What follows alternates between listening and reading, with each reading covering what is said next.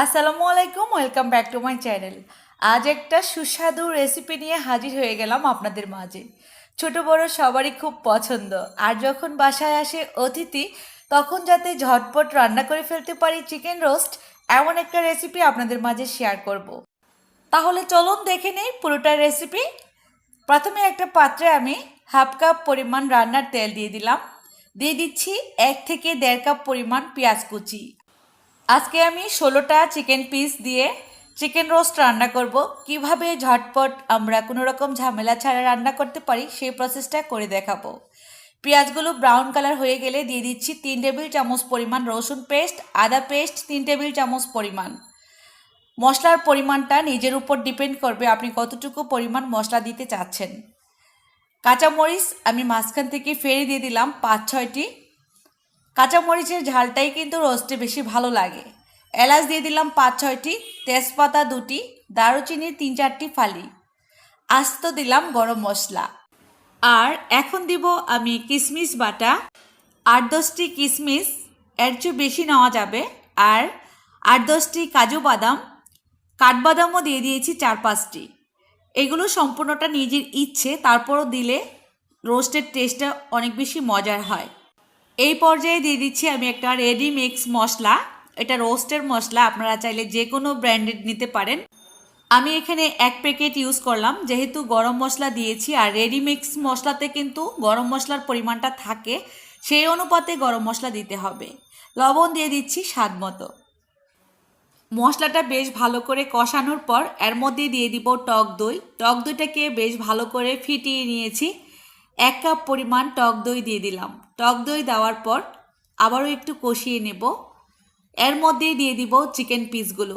যেহেতু দেশি চিকেন নিয়েছি আমি, আস্তই দিয়ে দিলাম।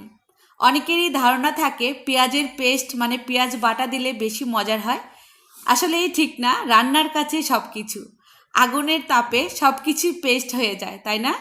এখন চিকেনগুলোকে বেশ ভালো করে কষিয়ে নিব এই মশলার সঙ্গে 6 থেকে 7 মিনিট। ঢাকনা দিয়ে ঢেকে দিচ্ছি। 2-1 বার নাড়াচাড়া করে দিব ঢাকনা খুলে। আর আপনারা লক্ষ্য করেছেন চিকেনগুলো কিন্তু আমি তেলে ফ্রাই করে নেই নাই, মানে রোস্টের পিসগুলা। দেশি চিকেন বলে আমি ঠিক এভাবেই দিয়ে দিলাম। আর এভাবে করলেই রোস্টের টেস্টটা বেশি ভালো আসে। এখানে যদি ব্রয়লারের চিকেন হতো তাহলে আমি একটু ফ্রাই করে নিতাম, তো দেশি চিকেন বলে ফ্রাই করে নিলাম না।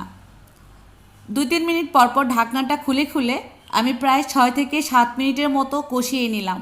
এর মধ্যে চিকেনের পিসগুলো লক্ষ্য করলে বুঝতে পারবেন লেকের একেবারেই শেষ প্রান্ত থেকে মাংসের সাইজগুলো উঠে আসছে।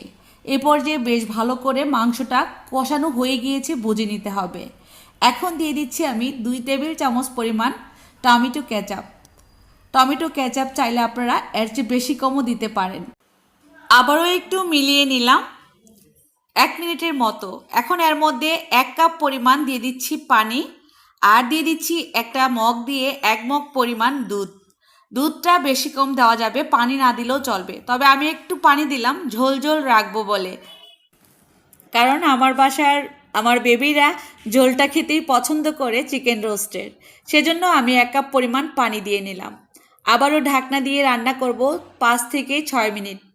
এর মধ্যে কিন্তু আমাদের চিকেন রোস্ট হয়ে যাবে। ঝোলটাকে একটু টানিয়ে নেব।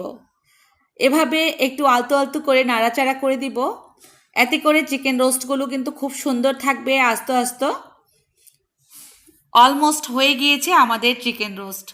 এই ঝোলটা যখন আমরা চিকেন রোস্টের পাতিলটা নামিয়ে রাখবো তখন কিন্তু শুকিয়ে যাবে, অনেকটাই টেনে যাবে। চিনি দিয়ে দিচ্ছি এই পর্যায়ে 2 চা চামচ পরিমাণ। চিনিটা দিলে টেস্টটা অনেকটাই বেড়ে যাবে চিকেন রোস্টের। চাইলে এর উপর দিয়ে পেঁয়াজের বেরেস্তা দিয়ে দিতে পারেন অনেকগুলো, আবার একটু ঘিও দিয়ে নিতে পারেন উপর থেকে। তো আমি পেঁয়াজের বেরেস্তাটা পরে দিব, যেহেতু আমার বাসায় গেস্ট আসবে, তো আমার ক্যামেরাতে আমি দেখাতে পারলাম না, জাস্ট রান্নাটা শেয়ার করলাম। আশা করব আজকের রেসিপিটি আপনাদের কাছে ভালো লেগেছে। ভালো লাগলে তো অবশ্যই চ্যানেলটাকে সাবস্ক্রাইব করার অনুরোধ থাকবে। এই যে মজাদার চিকেন রোস্ট হয়ে গেল। কেমন লাগলো আপনাদের কাছে অবশ্যই কমেন্ট করে জানাবেন। তাহলে আজকের মতো বিদায়, সবাই ভালো থাকবেন। আল্লাহ হাফেজ।